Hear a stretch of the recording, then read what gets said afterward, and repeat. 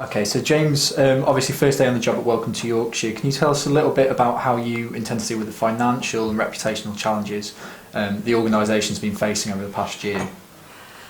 It's been well documented, the financial issues and the reputational damage that the organisation has faced over the last 12 months. But from an outsider looking in, and that's all I can say at this moment in time, this is my first day in the role, but I've done lots of research in terms of prior to getting the job, but also in the last few weeks since I've known I'm taking this role on.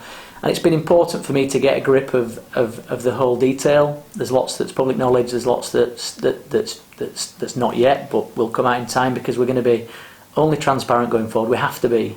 Some people will say we've been bailed out. Well, we have to some extent. You know, that's common knowledge. But at the same time, it was money that would have been coming our way, but we've just had to bring it forward. So I think in terms of going forward, we've now got to stand on our own 2 feet.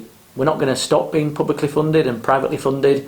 What we'd like to do is try and move that shift of 50-50 to 60-40, 70-30 in the future, because I think we've got to prove as a membership organisation that we can attract new membership, sponsorship, that we have a product that's attractive to the private sector, whether that's a bed and breakfast on the East Coast, whether that's a brand new startup in Leeds or Bradford or Sheffield or York, and prove that as an agency we've got something that can really harness the brand of Yorkshire.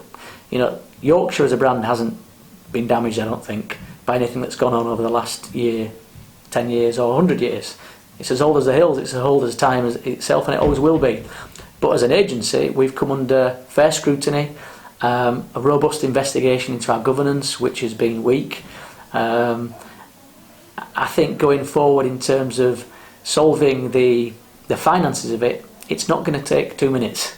It's not going to be a 6-week project. It's not going to be a year project. You know, we've got to look at a root and branch approach to the whole organisation, see what works, what doesn't work, what's worked in the past, what good has looked like. And we've got to start with the staff. So I'll be holding one-on-one interviews with all the staff members and asking for their honest opinion about how things have been over the last year. Have they been stifled? Have they been celebrated? Either or, let's work that out and then proactively go back out to our members and go, what can we offer you that's new? What challenges are you facing at the moment that we can overcome? With a huge platform with our social media accounts, whether it's Twitter, Facebook, Instagram, a huge opportunity in terms of digital marketing that we can rebrand and sell to our members, but also use that for our public sector members and stakeholders. The stately homes, the York Minsters, the Revo Abbeys, etc., the Deep in Hull, Sheffield theatres. We can really use that opportunity to reinvigorate ourselves and maybe not reinvent ourselves, but certainly look at new models now. And I think we need to become a lot more independent of how we're funded, but at the same time respect all stakeholders and listen to them and ask them first. And what's your message to the tourism businesses and the ordinary people of Yorkshire about how you intend to change things? I think the message to anyone that lives in Yorkshire, works in Yorkshire, studies in Yorkshire, visits Yorkshire, lives all over the world but feel like they're part of Yorkshire would be to get in touch. Tell us, influence us, change the rhetoric, shape the future.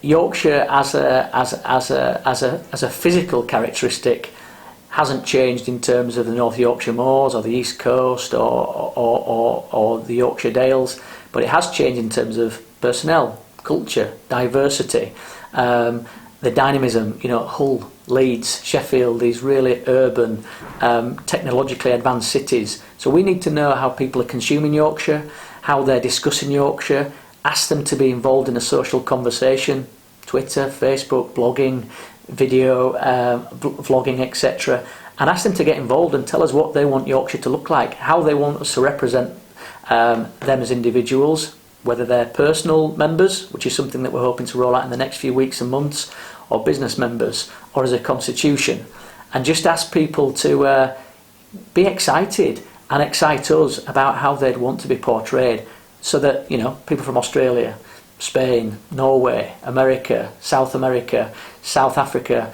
China, Indonesia want to come to Yorkshire because we're what make it. You know, I asked a few people online what they thought the most exciting thing about Yorkshire was, and it was the diversity, the variety, but people-centric. So let's use that personality to move forward and bring people into our county. That's brilliant. Thank you very much. No problem. Brilliant. Thanks for doing that.